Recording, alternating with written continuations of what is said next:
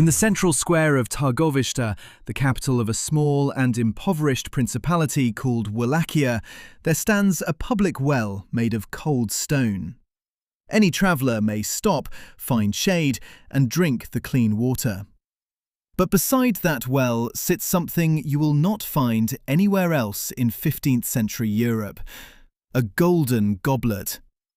Ornate, heavy, gleaming in the sun, worth more than the average peasant could earn in an entire year. There is no guard, no chain, no lock, no inscription declaring it the property of some nobleman. Just a goblet left for all who pass: travellers, tourists, pilgrims, the poor and the rich alike. And there it stands, week after week, year after year.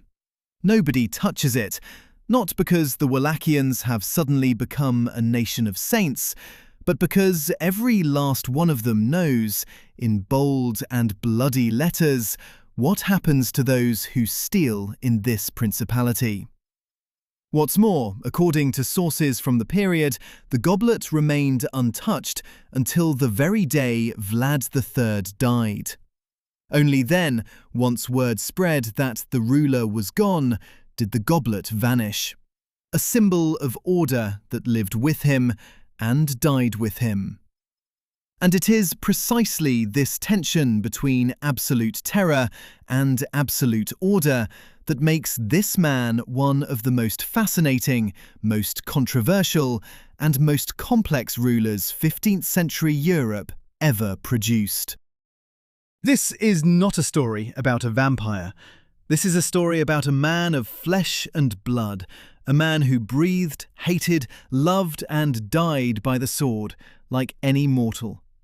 A man whose real name was Vlad III, whom contemporaries called Dracula, and whom posterity remembers as Vlad Țepeș, Vlad the Impaler. His story is not a Gothic fantasy. It is a brutal and precise lesson in 15th century geopolitics, in the psychology of a man whom trauma shaped the way a potter's hand shapes clay, and in the question that has haunted history since the beginning of time. Where is the line between protecting your own people and terrorizing them? To understand who Vlad was, we must first understand the kind of hell he was thrown into the moment he learned to walk.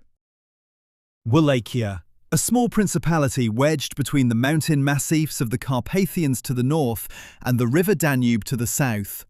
On a 15th century map, it is a thin strip of land caught between two worlds, locked in a fight to the death.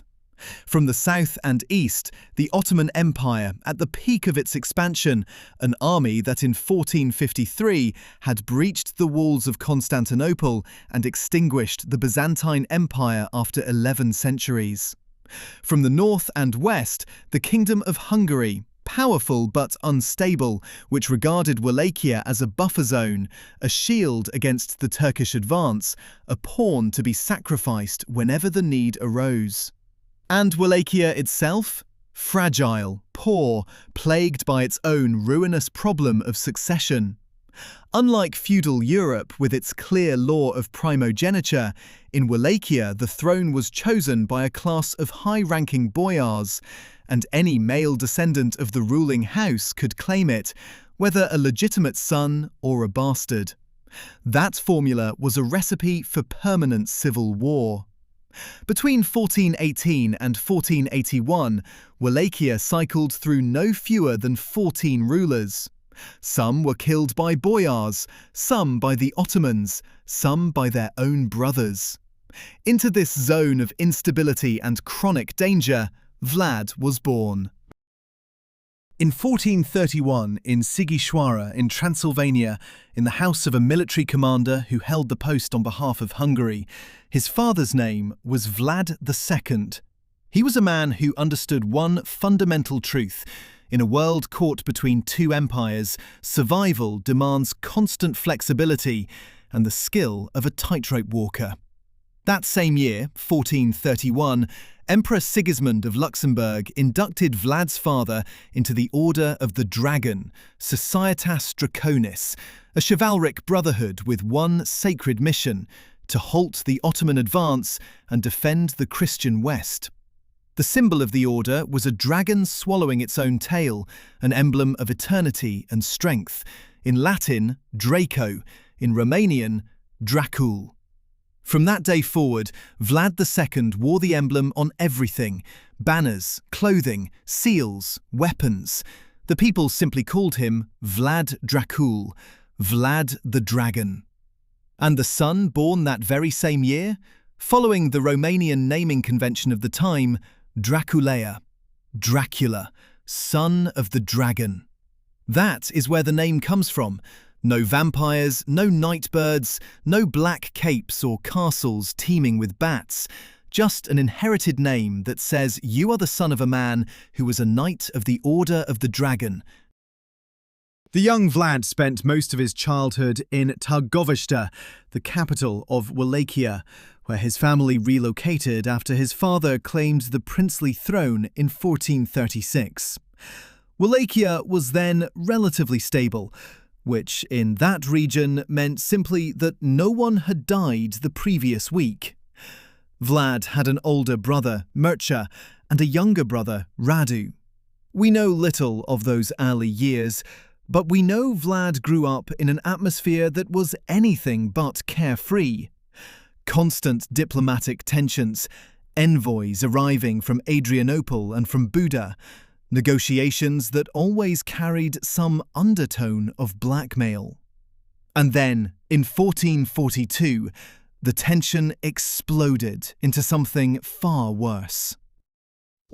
Sultan Murad II summoned Vlad's father to diplomatic talks. The father brought his two younger sons, 12-year-old Vlad and 7-year-old Radu. Perhaps he thought it was safe to bring his family. Perhaps he had no choice. When they arrived, the Sultan presented an ultimatum that was not a negotiation, but a command. The father could go home, but the sons would stay. As collateral, as living guarantees that Vlad Dracul would remain loyal to the Porte and would not join the Christian alliances then brewing across Europe. The father agreed. He had no other option, and two boys were left behind at the Ottoman court in Adrianople, without parents, far from home, surrounded by a language they did not understand and a culture that was foreign to them. This is the pivotal moment that shapes everything that comes after. In captivity, Vlad and Radu learned a great deal. They were taught philosophy, mathematics, horsemanship, swordsmanship, and military strategy. Vlad mastered the Turkish language to native fluency, something that would prove to be an invaluable tactical weapon years later.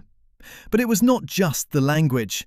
At the Ottoman court, Vlad had the opportunity to observe a military organization that was then the most advanced in the world. He watched how sultans made decisions, how the janissaries functioned as a disciplined machine, how Ottoman psychological warfare worked on conquered peoples.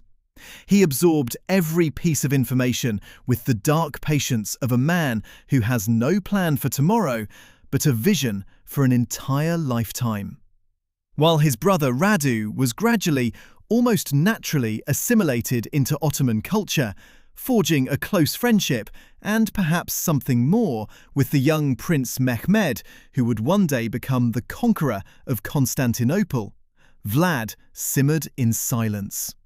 Every day of captivity was a lesson in realpolitik, a lesson in how the powerful use the weak as chess pieces, how diplomacy transforms into a trap, how a promise only holds as long as it serves the one who made it.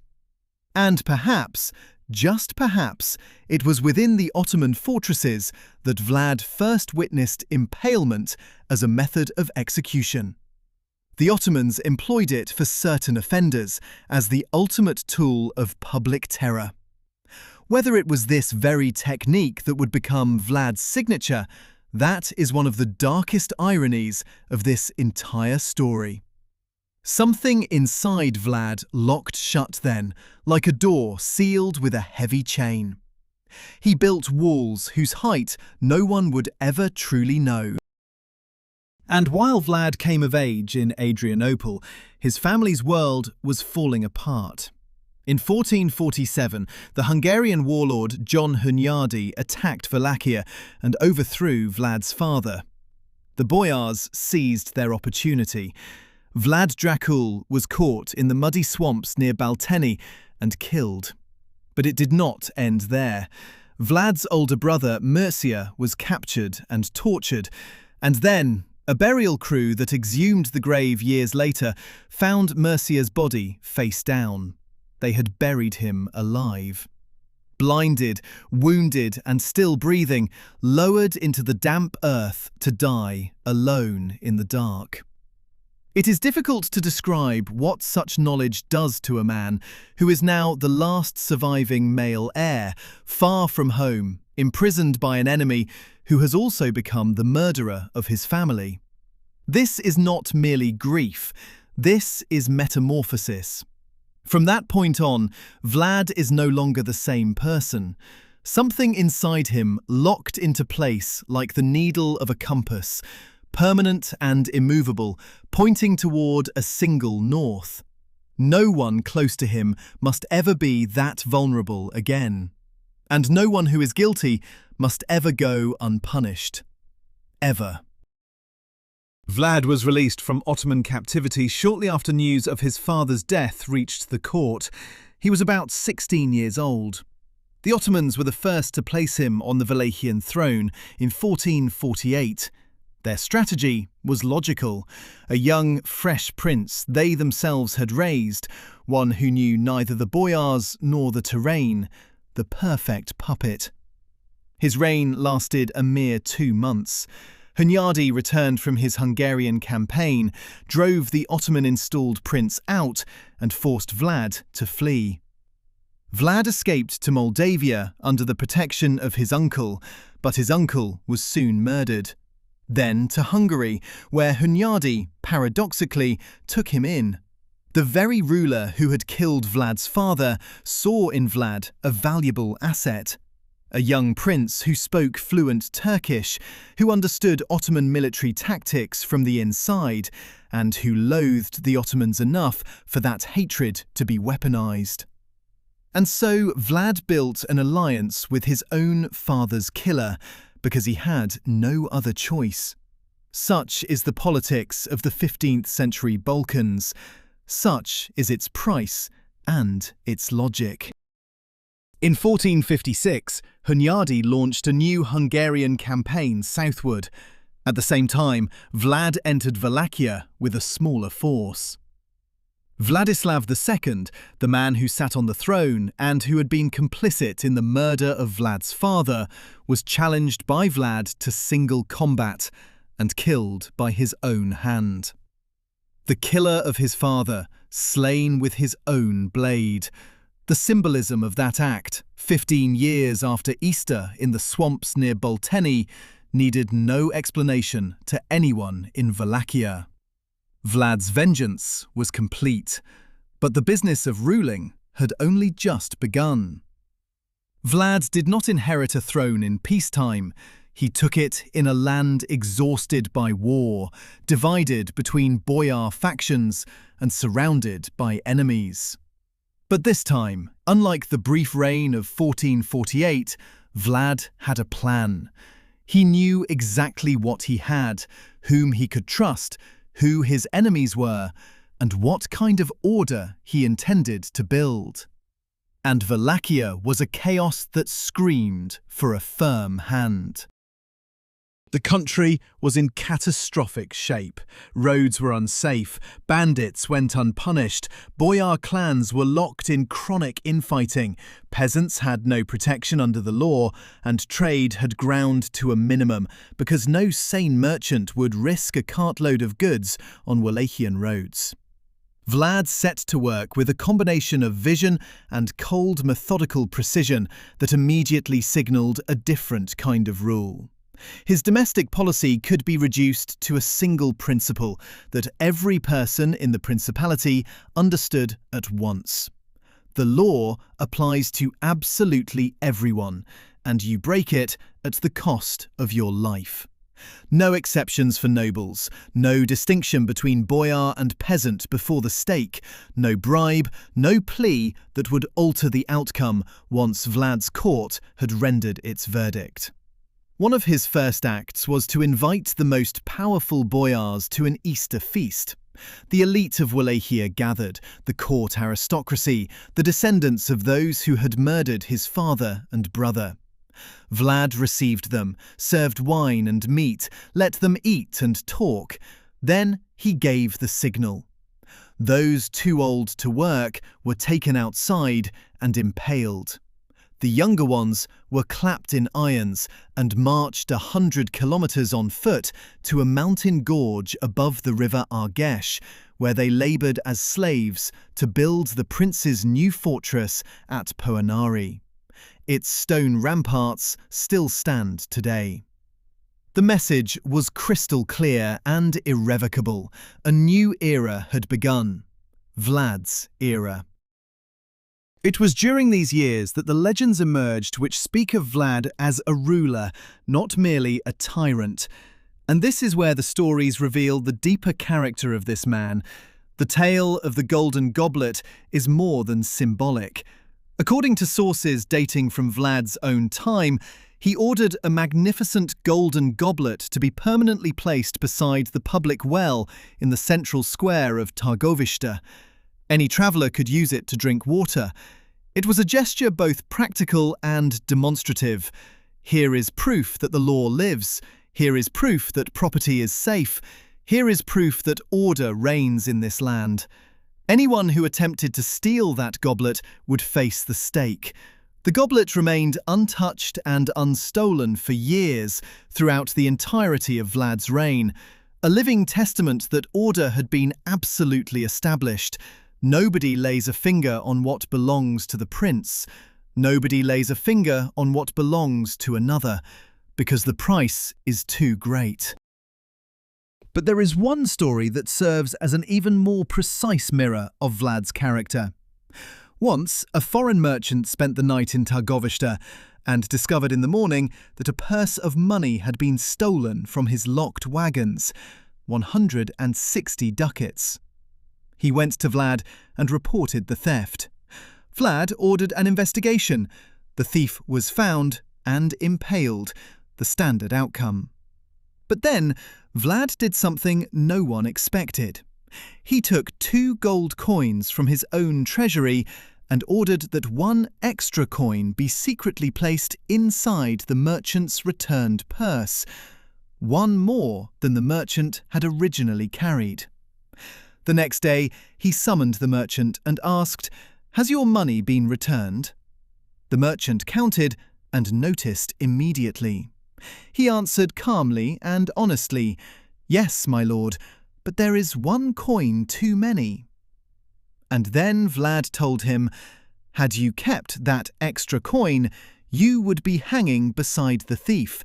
Because you were honest, you may trade freely and safely across my entire land." This Vlad is no monster from a nightmare. This Vlad is a sophisticated, cold, methodical ruler who tests people with deliberate traps and who rewards honesty with the same consistency with which he punishes theft. The same system, the same logic, the same hand that gives and the same hand that takes away. Not every method Vlad employed possessed that elegance, however.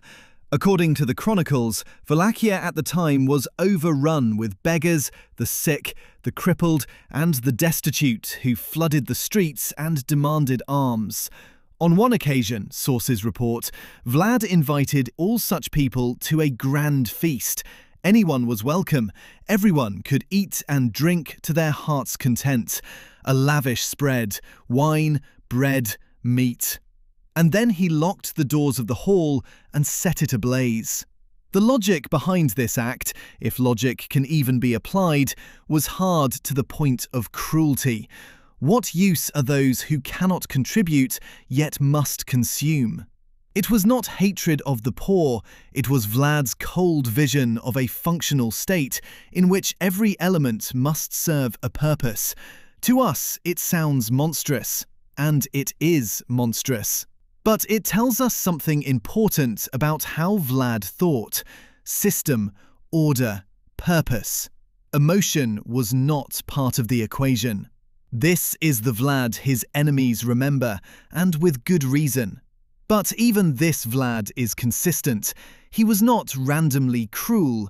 He was methodical in his adherence to his own warped but internally coherent code, one that placed utility and order above all else. Yet, no matter how ruthlessly order was enforced within the principality, the threat from the south never ceased. The Ottomans were there, always there, the only variable being the form their demands for submission would take. In 1459, the Sultan's envoys arrived in Târgoviște, bearing demands that were not a negotiation, but an ultimatum.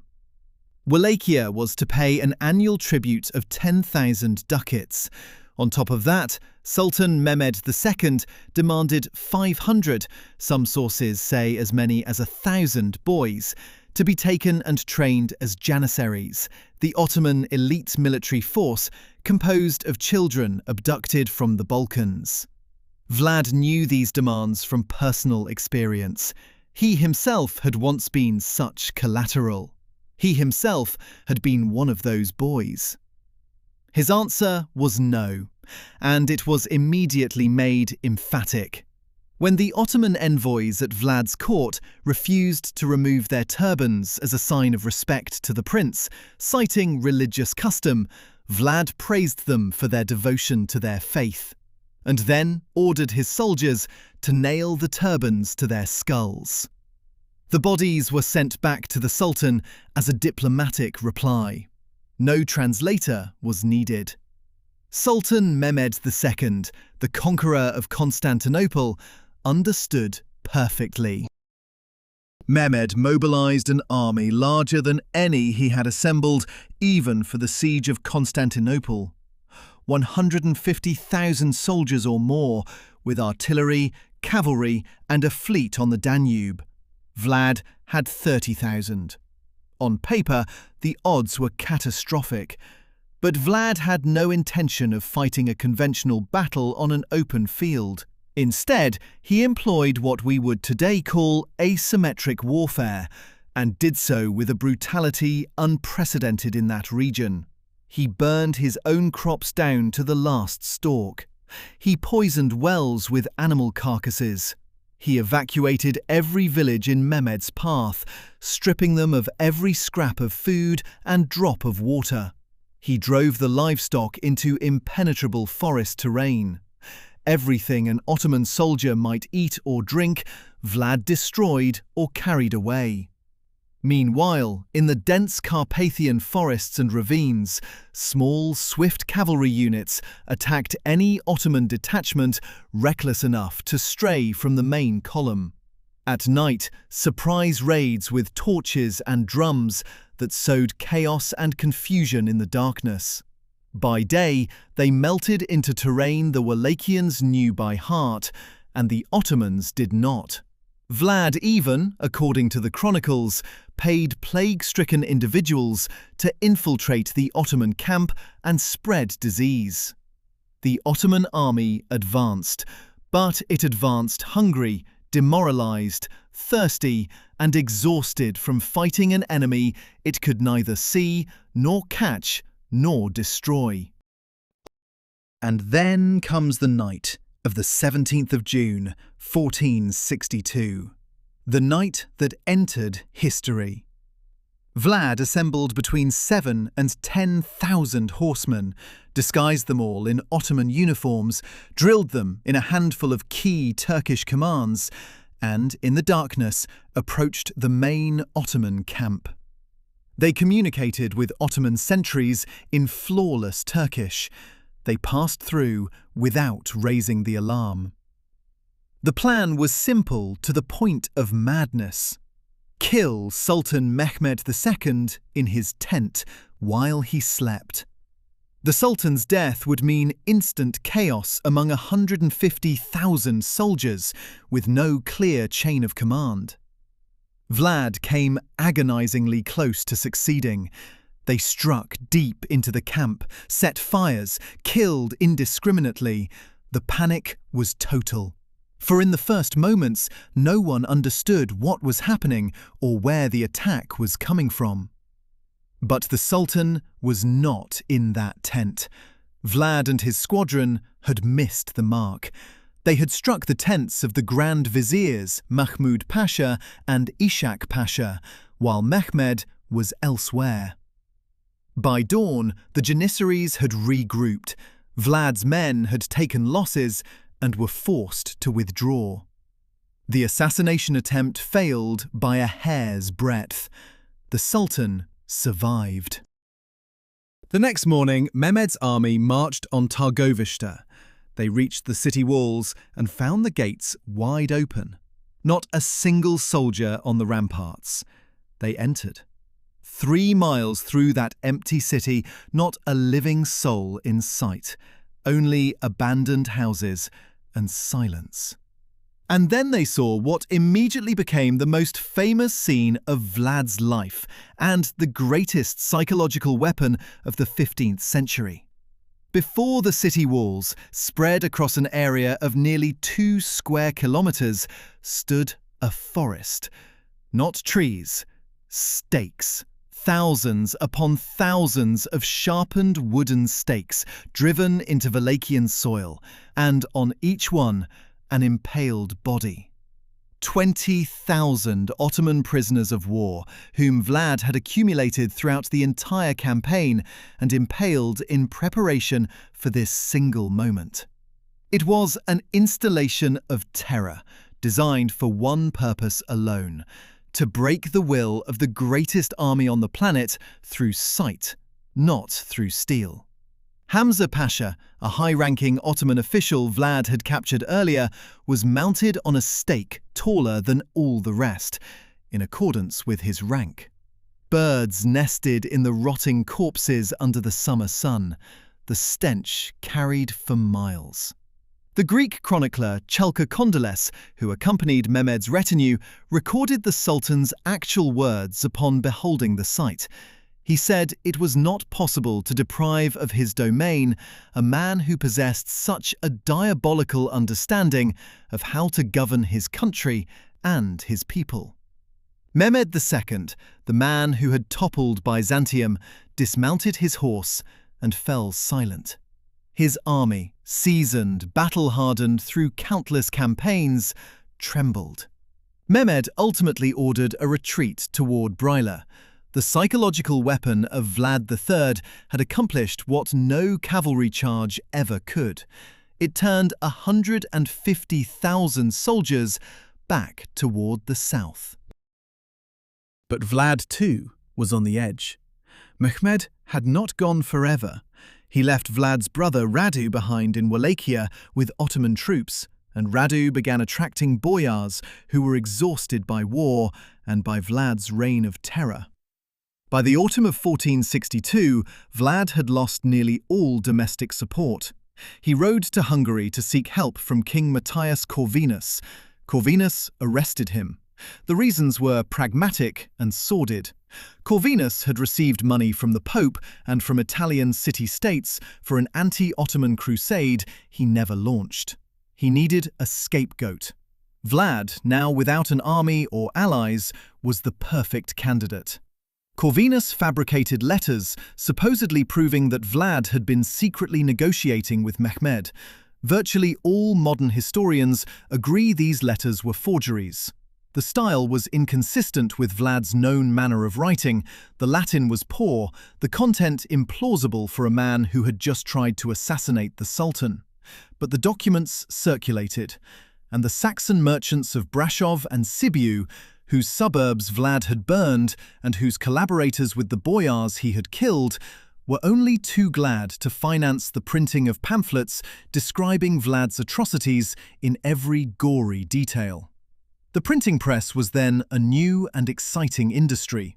Horror sells, in the 15th century just as in the 21st. In captivity at Visegrad, Vlad spent several years under conditions closer to house arrest than a dungeon. Despite everything, Corvinus eventually gave him a young Hungarian noblewoman from his own family as a wife. Vlad had 2 sons. According to one chronicle, while imprisoned, he caught mice and impaled them on tiny wooden sticks to satisfy his compulsion. That anecdote was recorded by a chronicler hostile to him, so we treat it with caution. But it perfectly illustrates how Vlad's legend grew precisely while he was powerless and confined, far from Wallachia. The pamphlets circulating across Europe were almost entirely hostile propaganda, yet they did what all good propaganda does. They reduced a complex personality to a one-dimensional monster. And that monster was sold as a sensation at marketplaces from Nuremberg to Venice. In 1476, the tables turned.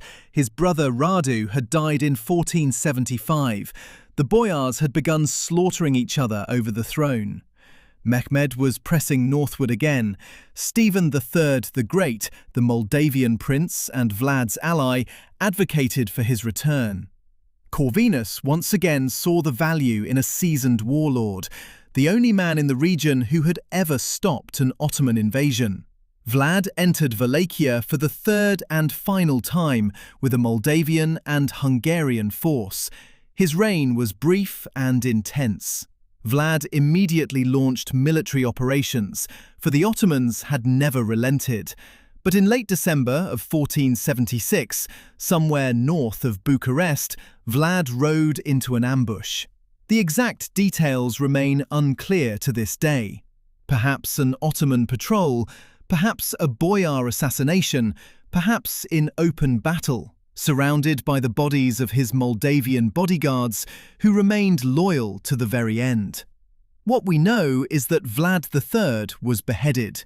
The Ottomans placed his head in honey as a preservative and sent it to Constantinople. Sultan Mehmed II had the head of his most tenacious adversary displayed publicly above the city walls. Proof that Kazikli Bey, the Impaler Lord, as the Turks called him with a mixture of fear and respect, was finally dead.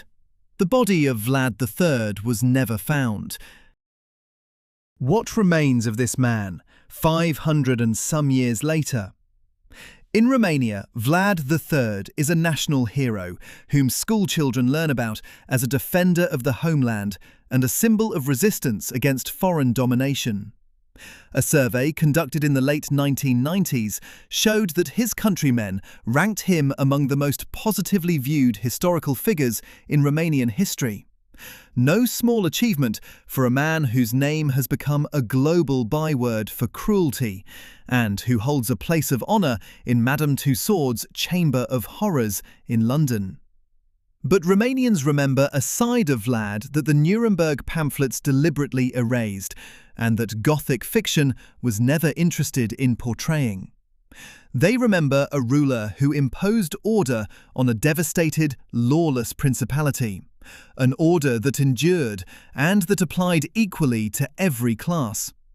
A ruler who placed a golden goblet beside a well and watched it stand untouched for years, a living testament that the law was real. A ruler who tested an honest man with a surplus gold coin and rewarded him with the freedom to trade safely across the entire land.